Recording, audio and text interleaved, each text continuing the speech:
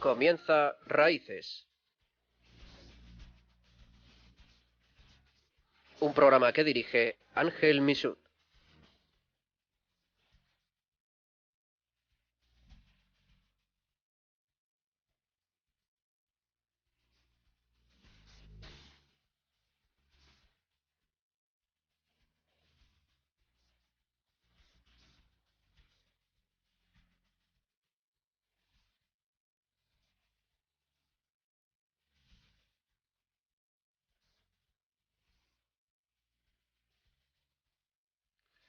Queridos amigos, es un verdadero regalo del Señor poder estar de nuevo con todos ustedes. Les saludamos desde los estudios centrales de Radio María en Madrid. Hoy, al frente del entramado tecnológico que hace posible que nuestra voz llegue hasta todos ustedes, está Yolanda Gómez. Todo un lujo. Y también está María Luisa Luna y estoy yo, un servidor de ustedes en los micrófonos. Y les saludamos en un día en el que la Iglesia celebra la memoria de San Agustín.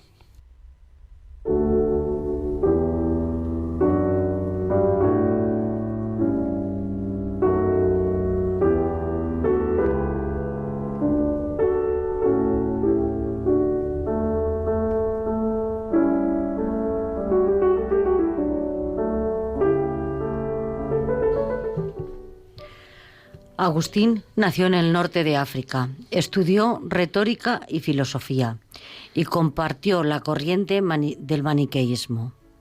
Emigró a Roma y años después dejaría esta corriente.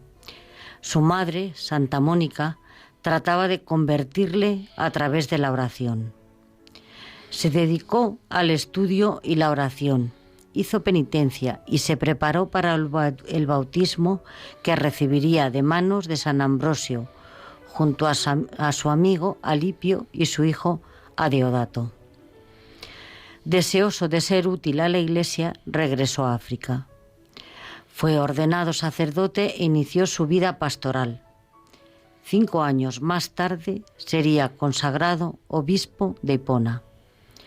Durante los 34 años que fue obispo, defendió con eficacia la fe católica contra las herejías. Escribió más de 60 obras muy importantes para la Iglesia, como las Confesiones y la Ciudad de Dios. Murió a los 76 años, 40 de los cuales había vivido consagrado a Dios. Imploramos la intercesión de nuestro santo inmigrante del día, San Agustín, y la de la Virgen Santísima, nuestra Madre, la Señora de esta casa, para que proteja a todos los hermanos que en Afganistán están siendo aniquilados por el totalitarismo talibán.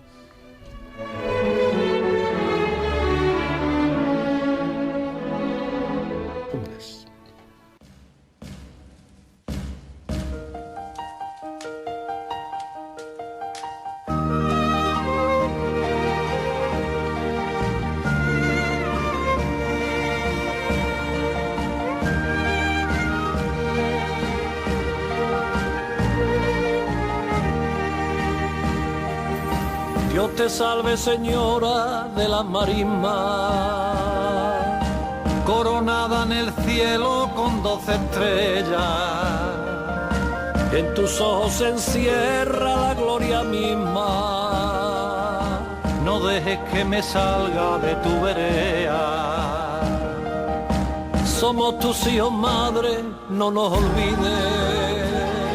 A ti acudimos, reina, a todas horas, para que nos proteja y siempre nos cuide.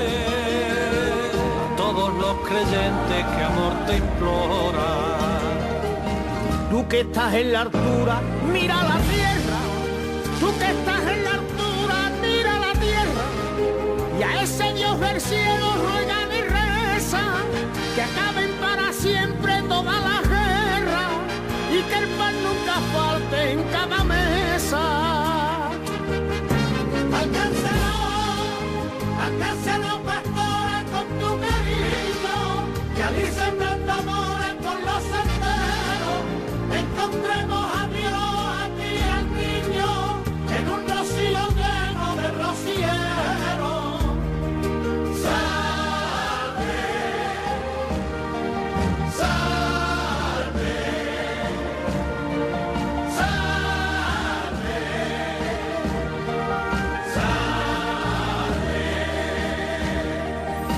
Dile al niño divino que está en tus manos, que derrame la gracia como un rocío sobre los corazones que son cristianos y en aquellos que nunca te han conocido. Consuela a los que lloran por los rincones, orienta a los que siguen malos caminos, purifica del odio a los corazones y que tu amor dé fuerza al peregrino. Tú que estás en la altura, mira la tierra. Tú que estás en la altura, mira la tierra. Y a ese Dios del cielo ruegan y rezan que acaben para siempre todas las guerras y que el pan nunca falte en cada mesa. Alcánzanos, pastora, con tu cariño, que allí sembrando amores por los senderos, encontremos a Dios, a ti, al niño, en un rocío lleno de rocieros, y líbranos del mal, rocío, amén, amén, amén.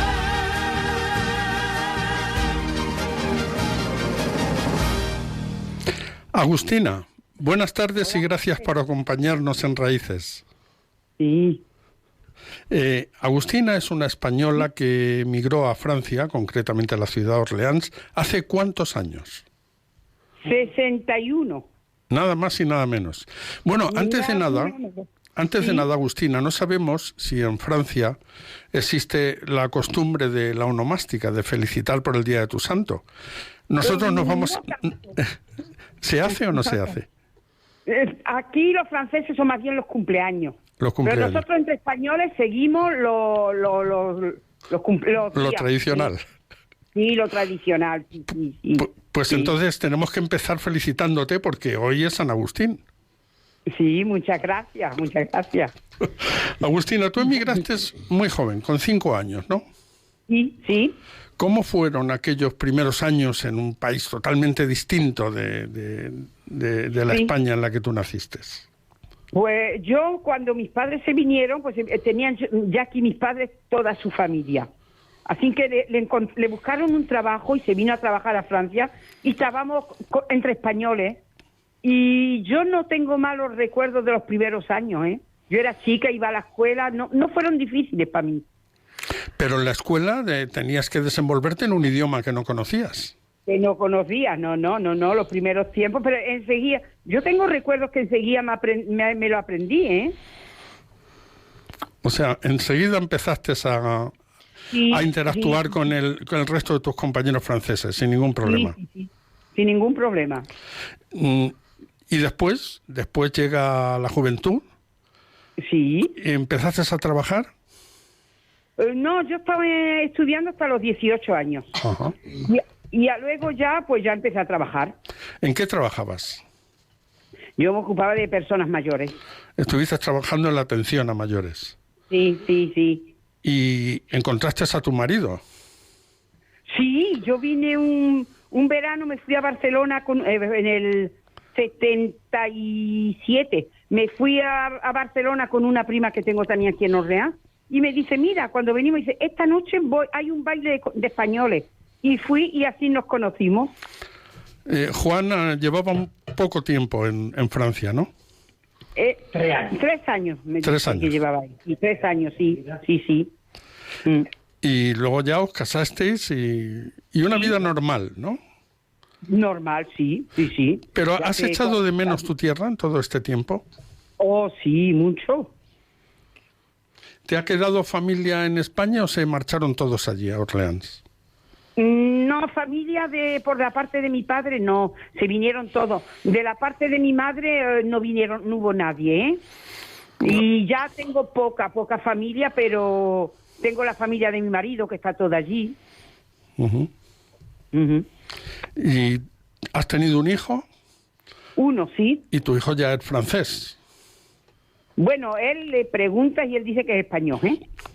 Pero ya está adaptado a Francia, no contempla la Ya posibilidad está de Francia. regresar, ¿no? Ah, y él dice que si nosotros nos vamos a España y él encuentra algo, se va a España también, ¿eh? Se viene detrás de vosotros. Sí. ¿Y vosotros? ya te digo, él hace la radio española para los de aquí, hace el fútbol con los niños españoles de aquí y todo, ¿eh? ¿Pero habéis contemplado la posibilidad de poder regresar o vuestra vida está hecha ya allí en Orleans?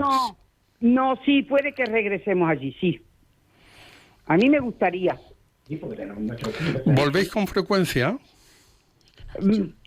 Ahora llevamos 2 años que no vamos, ¿eh? Pero nosotros todos los años vamos. Por este maldito virus, ¿verdad? Que Eso es. Sí. ¿Cómo ha sido? Tu experiencia globalmente ha sido muy positiva en la emigración, ¿no? Para mí sí. ¿Y tu marido? Mi marido le ha costado un poquito más porque ya tenía ya más mayorcito, pero enseguida encontró trabajo con españoles y se adaptó muy bien también con los amigos y todo. Y no tenemos mal recuerdo ni mala experiencia, pero nuestra tierra siempre nos llama, ¿eh? Uh-huh. ¿Allí tenéis amigos franceses? ¿Aquí? Sí. Sí. O Más sea, que españoles. Más que españoles, ¿verdad? Aquí, sí. O sea, os habéis integrado plenamente. Sí.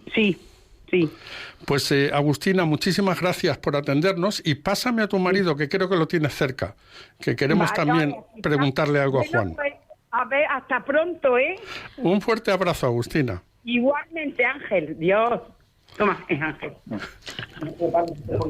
Hola. ¿Qué tal, Juan? Bien. Cuéntanos, ¿cómo fue tu emigración? ¿A qué edad te marchaste para Francia? Sí, mi migración fue en un mes de julio, porque estaba aquí una hermana mía, yo terminé el servicio militar. Y ya me vine yo aquí. Estamos hablando de unos cuantos años, ¿no? Y, pues fue el mismo, yo vine antes de ir al servicio militar, pues hace 50 años. Mismo estábamos aquí un domingo, habíamos 4 o 5 españoles en un bar que había, y era cuando Franco se murió, en el 75. Y tú, nada más terminar el servicio militar, ¿qué sucedía? ¿Que en tu Málaga natal había pocas posibilidades de trabajo y decidiste irte allí? Porque era en el mes de julio y en nuestra tierra había poco trabajo. Y estaba aquí una hermana mía, estaba aquí en Orleans, y era cuando se recogía la recolección de la fresa. Y había mucho trabajo aquí antes, no como ahora, ¿eh? Antes aquí había el trabajo de muchas horas, echábamos muchas horas y ganábamos bien, porque echábamos muchas horas. Entonces tú te marchaste con tu hermana a Orleans y ella fue la que te encauzó para que encontraras la actividad a desarrollar, ¿no? Exactamente. No, es que después ya combinó. Como antes habíamos muchos españoles que estábamos aquí y había muchas fiestas españolas aquí, y ya conocí yo a mi mujer, ya nos noviamos y después ya me casé yo y ya me quedé yo aquí. ¿Y qué pasó, Juan? ¿La vistes y dijiste, esta para mí, esta no se me escapa? Nada, que como dice el otro, como decimos los andaluces, la lotería. Te tocó la lotería. Ay. Sí, yo siempre digo que en el matrimonio casi siempre los hombres salimos ganando. Juan, ¿y cómo has desarrollado tu carrera profesional, tu trabajo? ¿A qué te has dedicado? Porque las fresas fueron el inicio, pero luego después ya te asentaste en un trabajo más sólido, ¿no? ¿Es así? Sí. No, después yo estuve 3 años trabajando en las plantas y en eso, y después ya cambié a un matadero. ¿Tú tenías experiencia de trabajo en mataderos en España? ¿Previamente habías trabajado en esto? ¿O fue nuevo para ti? Muy poco, pero vaya, me adapté yo bien, mismo aquí, porque antes en esos tiempos había mucho trabajo, mismo cuando estaba, y después ya me combinó bien, porque mismo cogí, que entendí bien la carnicería. Vaya, estaban contentos conmigo, pues ha estado 39 años, en el mismo sitio, 39 años. Que se dice pronto. Ay, ya veo, casi todo, mismo la secretaria cuando arreglando los papeles, cuando estaba, dice, si todo el mundo es como mi tío Becerra, no hay problemas para arreglar los papeles para la jubilación. No, porque 39 años en el mismo sitio. ¿Tu experiencia de inmigración ha sido plena como la de tu mujer?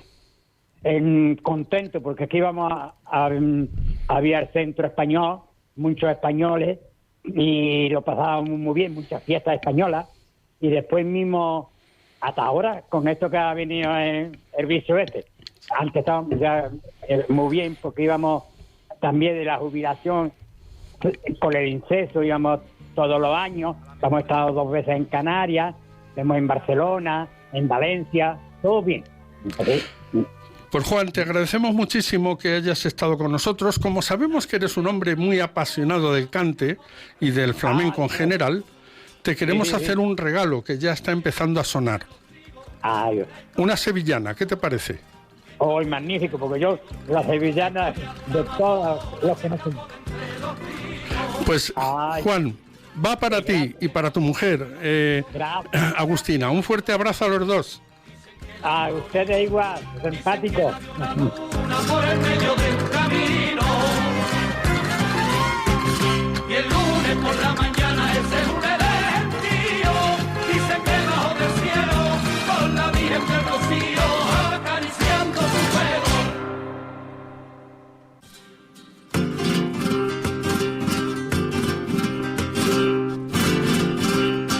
La historia de una pastora que salió de su cortijo, la historia de una pastora que salió de su cortijo, la historia de una pastora que salió de su cortijo, que salió de su cortijo. Dicen que ella la amapola que escapó de entre los trigos, con la que estaba jugando el divino pastorcillo. Y al destaparle la cara con las luces de la aurora, dicen que dijo gentío, tenemos una pastora que es la Virgen del Rocío.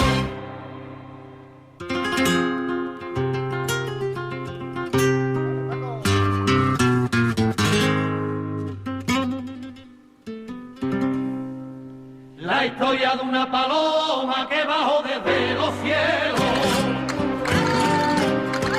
que bajó desde los cielos, la historia de una paloma que bajó desde los cielos, la historia de una paloma que bajó desde los cielos, que bajó desde los cielos. Dicen que la dio una estrella, dicen que la dio un lucero, dicen que la dio la noche bebiendo en un arrozuelo. Y el lunes de romería, cuando ya el calor aprieta, la vieron por la mañana arriba de la carreta de la hermandad de Triana.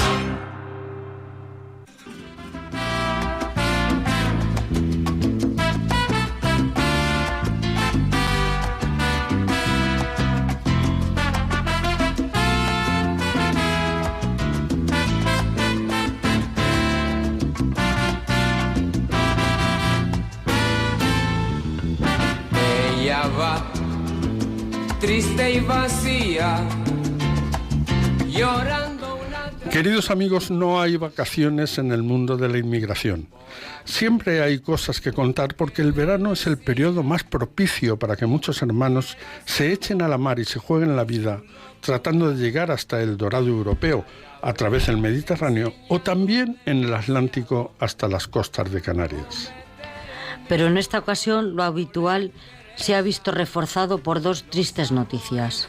La primera es el inicio de las deportaciones de los menores que habían entrado en Ceuta durante la crisis de Marruecos.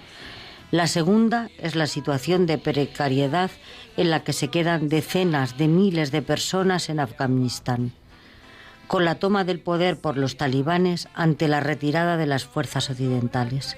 Ninguna de las dos son buenas noticias. Con respecto a la primera, desde el viernes 13 de agosto, las organizaciones Andalucía Acoge, Coordinadora de Barrios, ELIN, Fundación Raíces, Gentium, Maocun y No Name Kitchen han sido testigos de la irregularidad de las actuaciones ordenadas por el Ministerio del Interior al devolver a Marruecos a menores acogidos en centros temporales dependientes del Servicio de Protección de Menores de la Comunidad Autónoma de Ceuta.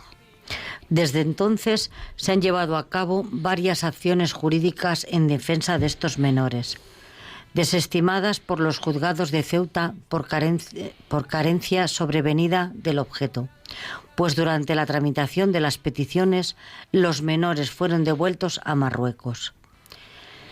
En la mañana del lunes 16 de agosto se ha presentado de nuevo solicitud de medida cautelar urgente consistente en la paralización de las repatriaciones sin garantía de 12 de los 30 niños que estaba previsto realizar, porque solo están 12 menores, porque solo estos 12 menores habían podido designar previamente a los abogados para que los representase.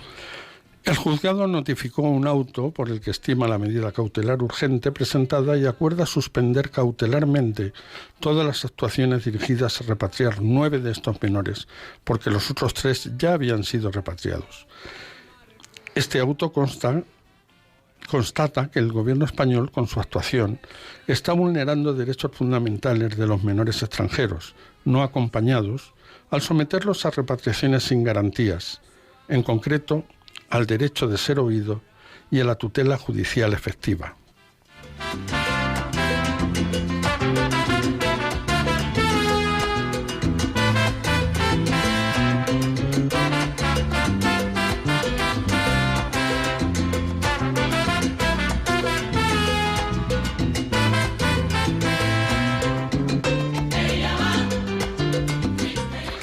Tenemos con nosotros a Felipe Rojas, que es un hombre experto en el tema de los menores extranjeros a través de su trabajo con diversas organizaciones, entre las que se encuentra la ONG CESAL o Damieta. Felipe, buenas tardes y gracias por estar con nosotros. ¿Qué tal, Ángel? ¿Cómo estás? Muy bien, muy bien. Felipe, ¿cómo podemos una primera valoración sobre estas deportaciones saltándose a la torera la propia legislación española, una legislación que no nos ha impuesto nadie, que nos las hemos dado nosotros? Ya, yo diría más que saltar la legislación española, se salta un principio fundamental dentro del ordenamiento internacional de los derechos humanos, como es el interés superior del niño. El Estado español, como otros, adhieren que su ordenamiento nacional se ajusta a ciertos principios fundamentales. Y entre ellos, entre estos principios fundamentales, está el interés superior del niño. ¿Qué quiere decir? Que el Estado español, como otros, ajustan su reglamento, o sea, sus leyes y sus reglamentos para no violar este interés. Y lo que nosotros estamos viendo, y hemos estado viendo este último tiempo y estos meses, y lo que están denunciando las organizaciones, es precisamente que se está violando este interés superior del niño y que en la práctica, ¿qué conlleva? Que estos menores están sufriendo lo que estamos viendo. ¿Qué quiere decir? Que lo estamos vulnerando emocional y físicamente. Porque este interés superior del niño está recogido por nuestra legislación.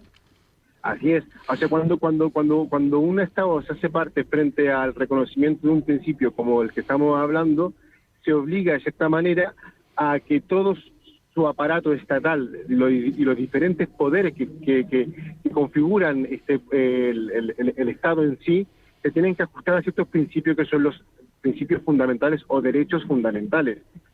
El tema es que esto, claro, que puede traer una responsabilidad internacional cuando un Estado no cumple estos principios, pero no solo eso, no solo por la precariedad en la cual se puede encontrar un niño y la responsabilidad que le puede traer un Estado en no cumplirla, sino que no nos olvidemos que más que derechos en sí, son personas en las cuales están sufriendo, que finalmente un derecho es una prerrogativa de una persona en particular.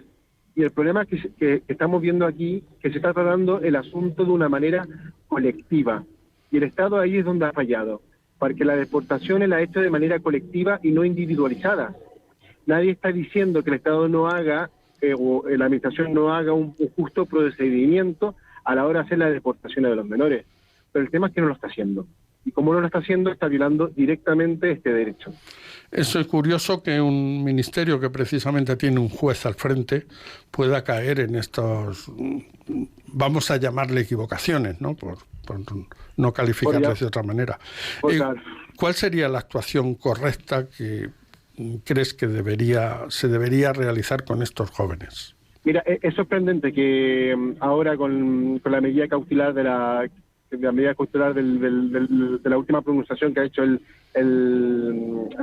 Ceuta, el contencioso administrativo sobre paralizar las deportaciones, se haya juntado el presidente de Ceuta con Pedro Sánchez para afirmar que ahora sí harán las cosas bien. Entonces tú dices, pero ¿por qué se juntan ahora frente a un fallo de un tribunal que pone una medida cautelar, o sea, que pone esta medida de no deportación y ahora van a hacer las cosas bien? Entonces es muy extraño. Lo que se está reclamando más que todo es frente a dos situaciones que son de perogrullo frente a cualquier acusación, que acá no hay ninguna acusación de por medio, pero cuando una persona tiene que enfrentar el Poder Judicial, una que es el derecho a ser oído y otra el derecho de tener una representación legal, jurídica y profesional, cosa que los menores que han sido deportados no la han tenido. Y estos chicos, los que no han sido deportados, han sido porque las asociaciones, las asociaciones que protegen la garantía de estos chicos se han adelantado y han querido patrocinar a estos chavales para que puedan ser oídos. Imagínate, lo que ha detenido la deportación es el ser oído, porque a estos chicos se les reconoce además que tienen una capacidad jurídica de defensa, que quiere decir que yo puedo decir, o sea, yo, menor, yo quiero quedarme en España y nadie me ha preguntado el por qué yo no quiero regresar, salvo estos chavales. Efectivamente, porque detrás de la estancia de estos menores en nuestro territorio no podemos caer en el error de pensar que es simplemente un acto que provocaron las autoridades marroquíes, pero hay mucho más de fondo en todo esto. No obstante, que el presidente del gobierno se haya reunido con el presidente de Ceuta y ya hayan decidido hacer las cosas bien, esto ya es para felicitarse, ¿no? Claro, por eso hay una cierta como incongruencia y una cierta parálisis en la cual nosotros los que trabajamos en el tercer sector nos enfrentamos. Acá hay un punto de vista técnico el que está siendo violado. Yo sé que hay razones de fondo, políticas, pero no podemos olvidar que lo técnico está sobre todo para, como medio, cuidar la integridad humana de las personas, las más vulnerables como son los migrantes, y sobre todo más aún cuando son menores de edad. Esto es lo aberrante de esto y lo escandaloso de esto es que no se sigue un debido proceso a la hora de ponerse enfrente de una persona. Hablamos de una persona humana. Que pareciese que se nos olvida esto humano que conlleva la persona, que cuando hay un menor tiene el derecho no solo de tener un debido proceso, sino que además por el debido proceso tiene que ser escuchado, pero no porque el debido proceso lo diga, sino porque todo ser humano necesita ser escuchado y acompañado. Felipe, tú tienes una amplia experiencia en el trabajo con estos menores, en todas las actividades que son múltiples. Hablemos del aspecto humano de estos menores. ¿Qué hay detrás de la venida de estos chicos en este caso a España, pero también se da en otros países? Hay una falta de oportunidades en su tierra y un deseo de poder salir de situaciones de pobreza. ¿Qué es lo que tú has percibido en tu relación con todos ellos? Mira, cada chico tiene una historia y una mochila particular que lo define, pero es verdad que uno podría sacar de cierta manera un escáner, una radiografía común. Y lo que ellos siempre dicen y repiten es que vienen a buscarse la vida. Y el tema es que buscarse la vida conlleva dos facetas que para mí, por ejemplo, me conmueve bastante. Una, el deseo de ellos de querer progresar, es decir, que muchos de ellos dicen que yo estudiando en Marruecos no tengo una oportunidad laboral, pero la segunda es que yo quiero ayudar a mi madre, y cuando hablan de madre hablan de su familia en general, pero ponen el centro de su familia, le ponen un rostro que siempre es su madre. Entonces ellos quieren venir a Europa, porque para ellos España es un país de tránsito, quieren venir a Europa principalmente para ganarse esa vida que ellos anhelan, en ese sueño también adolescente que tienen, pero también para poder ayudar a la falta de carencia que se encuentra su familia en los países de origen. Y eso es lo que yo te puedo decir dentro de nuestra experiencia. En muchos de estos casos también hay detrás episodios de violencia que tienen que sufrir en el entorno en el que viven, ¿no? Pues, por eso yo te digo, no puedo generalizar desde un aspecto de una vulnerabilidad que compartan todos los chavales, que cada chaval tiene una mochila propia, pero cada una tiene su historia, algunas más duras que otras. Y sin duda, muchos de ellos también cargan con la mochila de la violencia y de la calle. Muchos de ellos ya viven la situación de calle en los países de origen. Y esa situación, claro, que vulnera a mucho más y dificulta mucho más el trabajo que podamos realizar con ellos.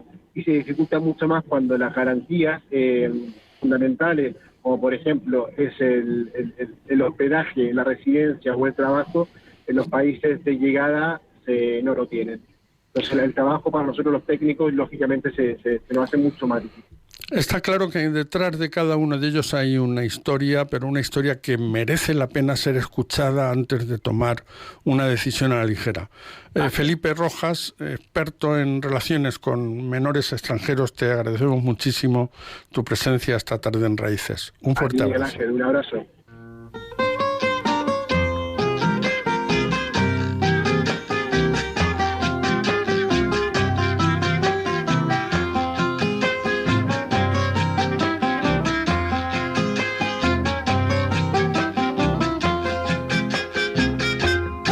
Si el amor hace sentir hondos dolores y condena vivir entre miseria, yo te diera mi bien por tus amores, hasta la sangre que hierve en mis arterias, hasta la sangre que hierve en mis arterias. Si es surtidor de místicos pesares y hacia el hombre arrastrarán largas cadenas, yo te juro arrastrarla por los mares infinito y negro de mis penas, infinito y negro de mis penas.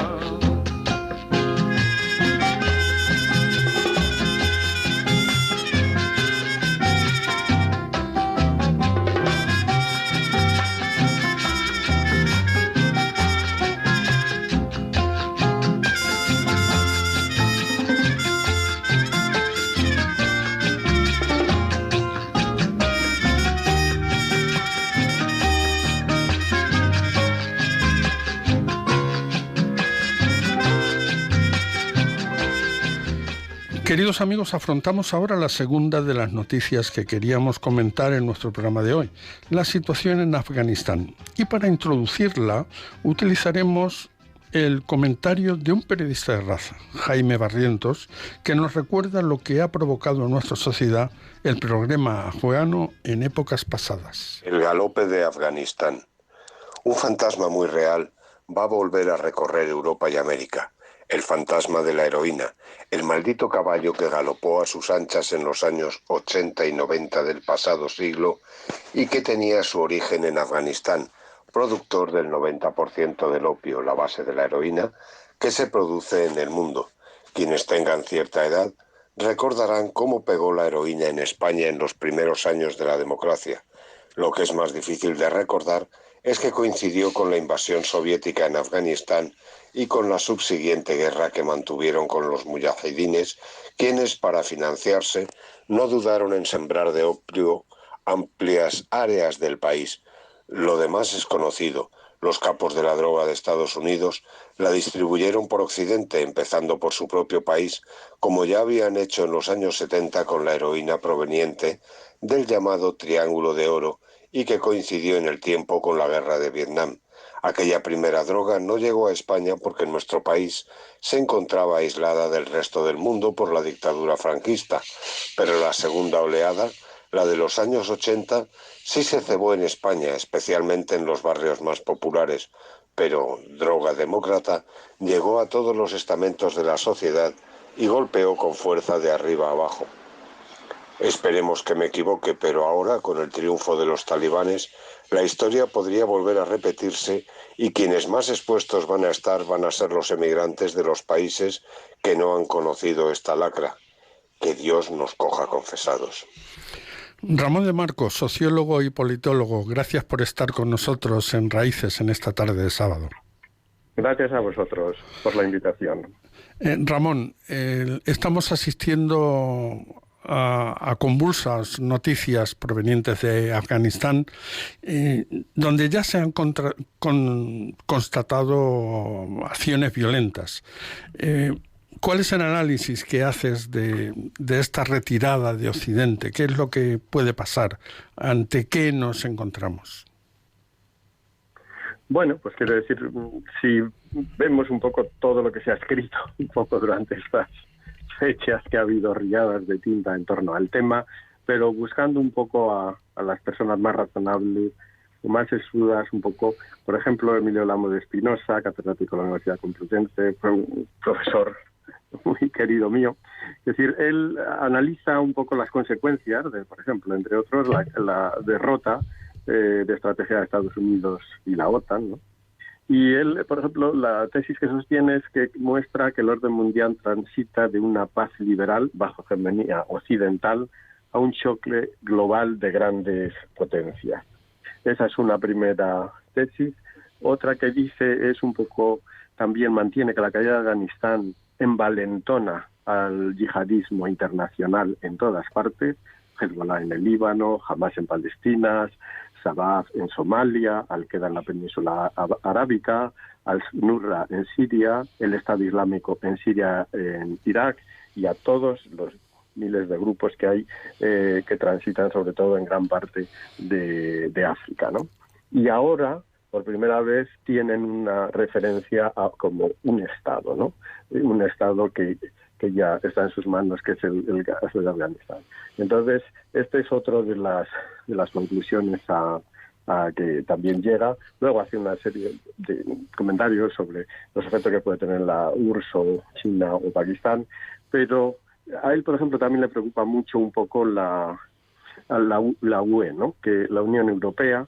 Entonces, ahí él se refiere más que es un poco una preocupación no tanto ya un poco del exterior como de los exiliados inmigrantes que están llamando a sus puertas o que están llegando o que pueden llegar en gran manera, y como un poco tradicionalmente, en los últimos tiempos, salvo aquel gesto de Alemania, lo que se está haciendo es un poco pagar a los países limítrofes para que contengan los flujos migratorios. Concretamente, tenemos el caso de Turquía, o ahora podría. Entonces, esto es un poco cuando también plantea un poco el dilema que nos pone este hecho de relieve, es el dilema entre civilización o barbarie, ¿no?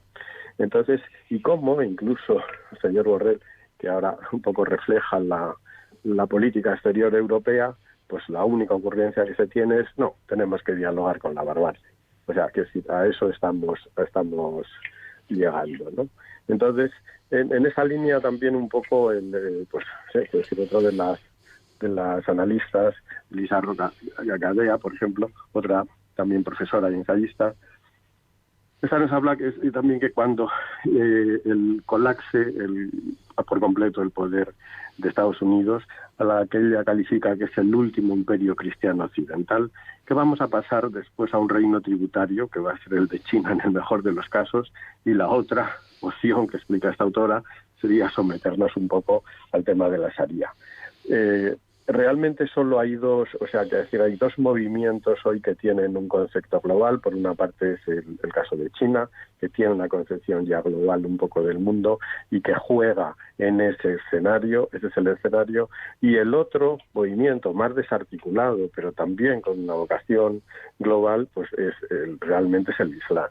El Islam, como vemos que está penetrando en todos los países, como se está penetrando, cuanto más desorganizados están o más estados fallidos hay, que tenemos el caso de África, pues ahí tenemos un poco como ahí se está penetrando con muchos grupos.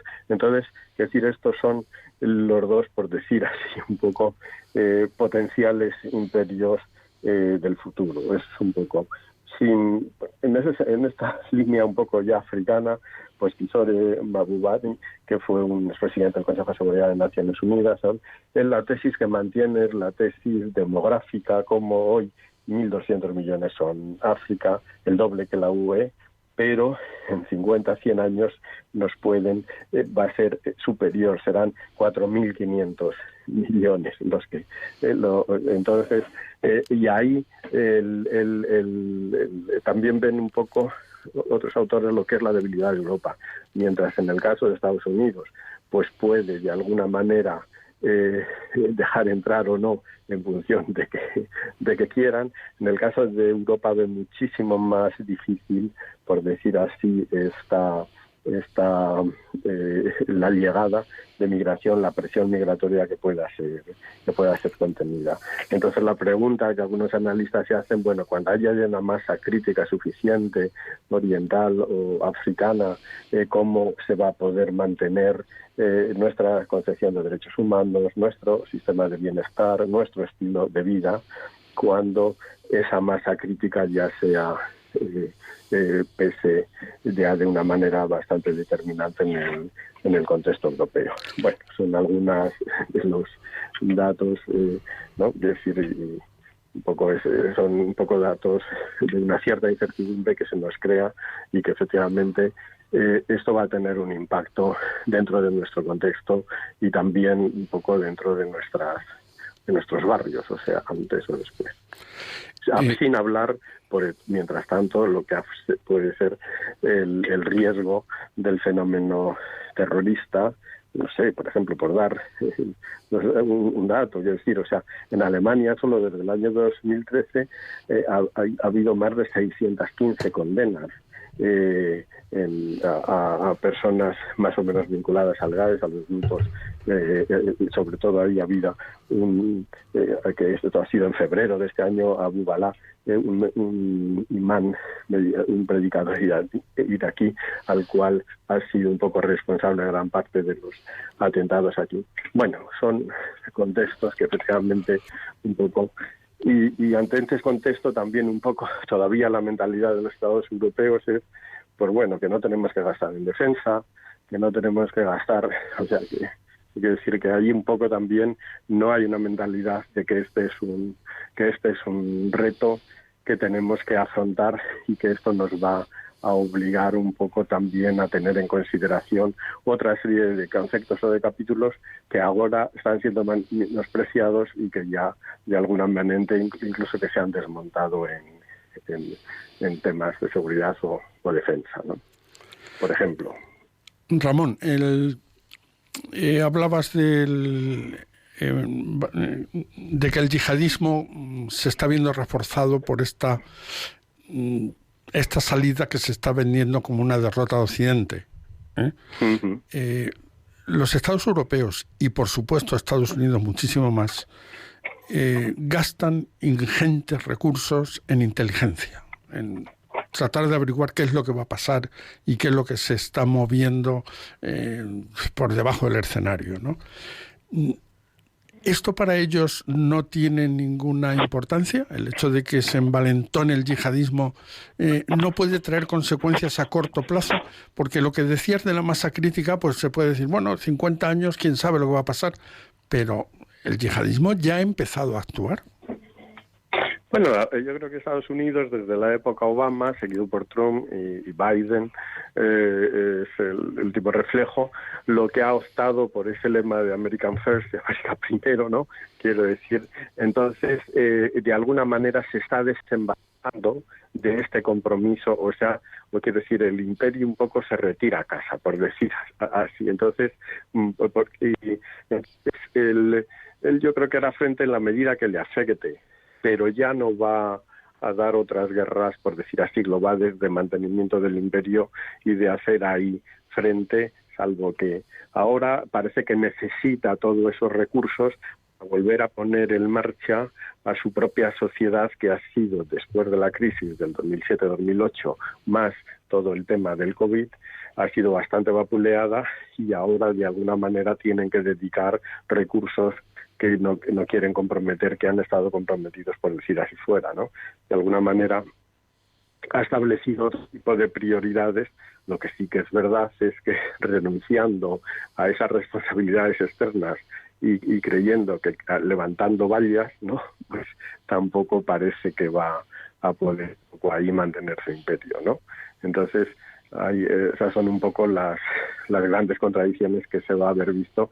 Y lo de la inteligencia, pues parece en algunos análisis que ha habido que tampoco ha funcionado como debiera, ni tampoco, o sea, que también tiene bastantes fallos estructurales, y luego cuando la inteligencia después se lleva a la práctica a la hora de la intervención, pues parece que ahí también la forma en que se ha hecho deja bastante que desear. Afganistán es un país que lleva medio siglo en guerra y ha venido provocando una crisis migratoria permanente. O sea, mande quien mande, los afganos salen por millares de su tierra. Esta nueva llegada de los talibanes, ¿qué efectos crees que puede tener sobre la emigración? Bueno, quiero decir, lo que sí que parece es que a pesar de todos los, digamos, estos 20 años ha habido una cierta transformación en Afganistán, ¿no? Y por eso es también ahora que si dijeran barra libre, la mitad de la población o más se iría directamente. Quiero decir que si se abrieran las fronteras íbamos a ver un proceso de vaciamiento muy importante de ese país, porque también, a pesar de todo, ha habido una cierta serie de cambios y ya ha nacido ahí en una generación. Entonces esa generación ya no está a lo mejor dispuesta a soportar determinado tipo de cosas, a ser objeto de un proceso de involución, ¿no? Entonces, pero efectivamente ahí se va a generar una presión migratoria, porque efectivamente, es decir, están saliendo de la barbarie y quieren ir a la civilización, y ese es otro de los retos que hay que tener, ¿no? Hasta qué punto se puede dialogar o no con la barbarie. Ahí, quiero decir, un poco la Unión Europea, pues están buscando, ¿no? Justificamos para salvar vidas, etcétera. Bueno, pero oiga, quiero decir, aquí no estamos hablando entre dos personas iguales, sino que estamos hablando entre uno de los dilemas de la humanidad, ¿no? Y quiero decir, el único que ha mantenido ahí político en ese sentido, que lo mantiene una idea clara, dura, pero la idea clara es Tony Blair. Tony Blair sí que mantiene decir, bueno, pero ¿por qué no podemos combatir el islamismo igual que en su momento se combatió al comunismo? Quiero decir, entonces él dice, bueno, y fueron 70 años y nadie dijo, pues bueno, que aquello no había merecido la pena, ni nadie tuvo que, de alguna manera, dejarse derrotar, ¿no? Entonces, es el único que mantiene una posición, pero claro, en un mundo donde de política correcto, etcétera, pues parece que esta política clarividente, que realmente te va a obligar a hacer sacrificios, etcétera, pues no parece hoy atraer, ¿no? Está un poco en la huida, ¿no? No sé, en este sentido Elvira Roca Gadea sí que decía, mira, es que por decirlo un poco en plan, que lo que los occidentales ya no toleramos es que la realidad nos venga a fastidiar el fin de semana, ¿no? O sea, que decir, en ese sentido, lo que estamos en sociedades cómodas, que bueno, pues ante la realidad, pues desertamos, no queremos enfrentar a la realidad y nos damos para la huida, ¿no? Entonces eso es un poco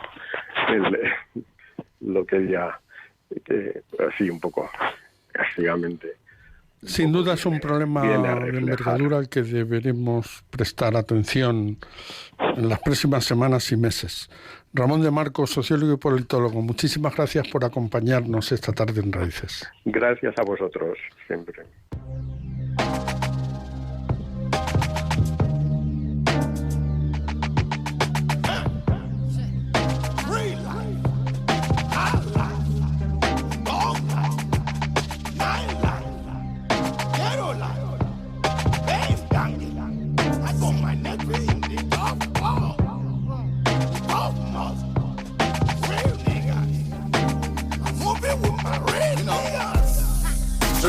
Quiero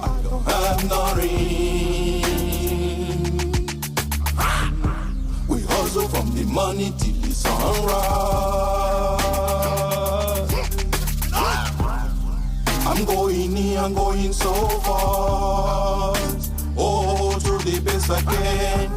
Waiting for this moment for my whole life. Believing in my dream, never give up. Alabaruka.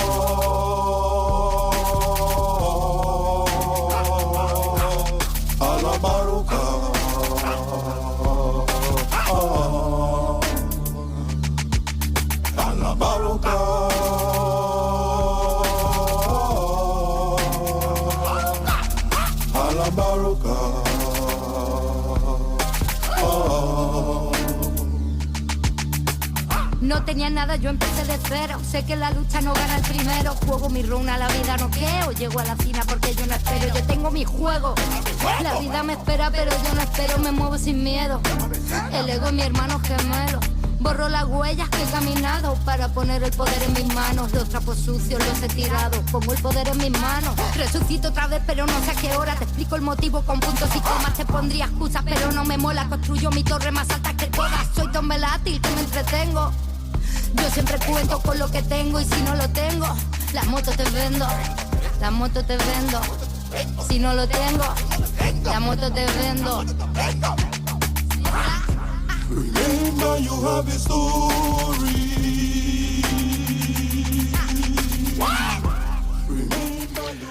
Queridos amigos, nuestro programa llega a su fin. Hoy hemos tenido la oportunidad de hablar con Agustina y Juan, dos emigrantes españoles que se marcharon hace 50 años a Francia. Se marcharon siguiendo a otros familiares y se marcharon porque aquí no tenían oportunidades, tal y como sucede a tantos y tantos emigrantes que vienen hoy hasta nosotros. Y se marcharon sin contrato de trabajo. Se marcharon siguiendo a familiares que les ayudaron, por supuesto, a instalarse en el país que los acogió. Hemos hablado también con Felipe Rojas del problema que se está generando con las deportaciones de menores en la ciudad de Ceuta y con Ramón de Marcos sobre la problemática que está ofreciendo Afganistán y que tendrá consecuencias graves en un futuro no muy lejano. Nos despedimos de ustedes hasta que dentro de 15 días podamos venir a desarrollar una nueva propuesta.